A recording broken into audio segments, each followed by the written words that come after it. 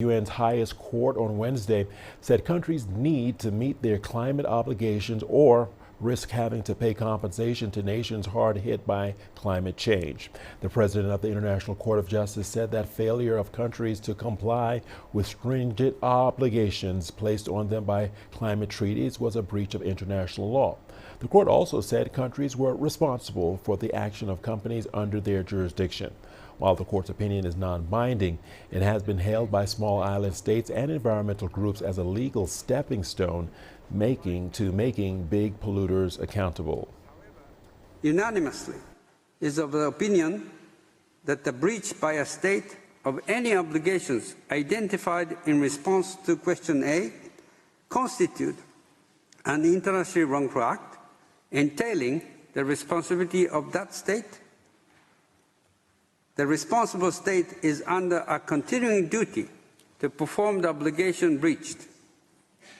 The legal consequences resulting from the commission of an internationally wrongful act may include the obligations of A, cessation of the wrongful actions or omissions if they are continuing, B, providing assurances and guarantees of non-repetition of wrongful actions or omissions if circumstances so require, and C, full reparation to injured states in the form of restitution, compensation, and satisfaction, provided that the general conditions of the law of state responsibility are met, including that a sufficiently direct and certain causal nexus can be shown between the wrongful act and injury.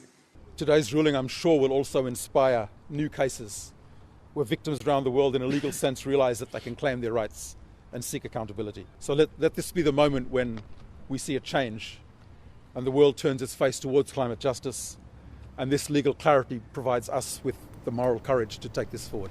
Thank you. Well, to discuss this further, we are joined by Dean Bhekumuzi Bhebhe, the Senior Just Transitions and Campaigns Advisor at PowerShift Africa. He joins us via Zoom from Accra, Ghana. Welcome to the program. Thank you for joining us here on Africa Live. For the first time in history, the ICJ has spoken directly about climate change. How significant is this ruling, and how will it influence global climate litigation?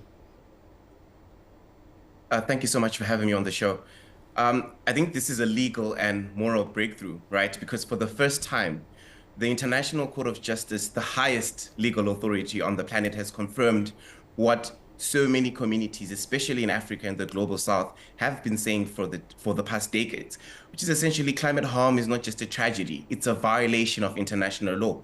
That's an extraordinary shift, and it means the climate crisis isn't just a political or economic issue, it's now a legal one. And that opens the door to consequences. And states that ignore science, delay action, or bankroll fossil fuels are now exposed, not just in climate talks, but in courtrooms. So for African nations that are already experiencing extreme drought, deadly floods, and even agricultural collapse, this gives us a legal foundation to demand justice. It validates our lived reality and gives us a powerful new tool to hold major emitters accountable. It will also, I think, inspire judges, lawmakers, and advocates around the world to apply this clarity in future cases. All right, Dean, picking up on what you've just said, once again, wealthy nations are being compelled to curb pollution or risk having to pay compensation to nations hard hit by climate change. Would you say major polluters are facing a new era of climate pollution? How do you see it? I think we are entering a new phase, and this just marks the beginning of real accountability. I think what makes this moment different is that the world's highest court has now confirmed that, pollution carries this legal consequence. And it's not just the political will or climate finance. It's now really about the duty under international law. Looking at wealthy nations and high emitting corporations, they can no longer hide behind voluntary pledges or vague net zero promises.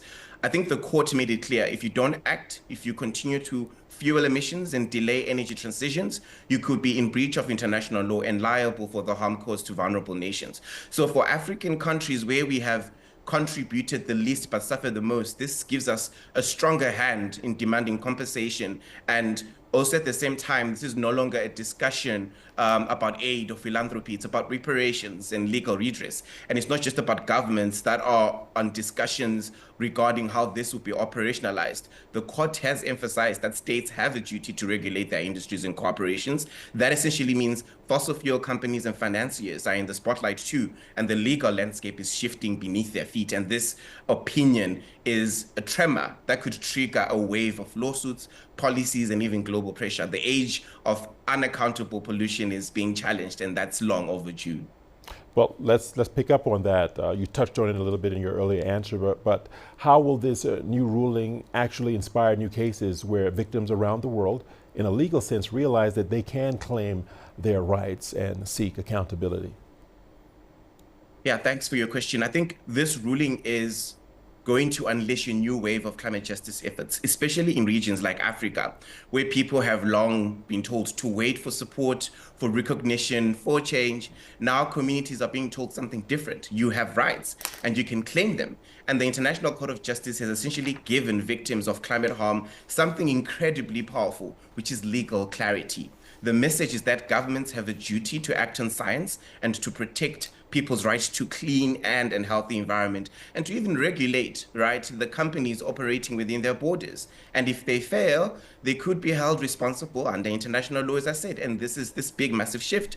We're going to see more legal cases from indigenous communities, from young people, from farmers, coastal towns who've had, the marine ecosystems deteriorating as a result of fossil gas production, from people who are even not typically in courtrooms, but now have a clear legal path. So, for example, if you imagine like a fishing village losing its livelihood due to rising sea levels or warming oceans, they now have an international legal precedent to fight back. And we can't forget the symbolic power of this moment. It shows that even a movement that started, mind you, with 27 Pacific students can reach the world's highest court. And that's really inspiring because it reminds us that climate justice isn't just an idea. It's a movement backed by law, driven by people, and now fueled by the president. And the door is open, and the question is who walks through it first? And I believe that many countries across the global south are going to rally behind and are ready.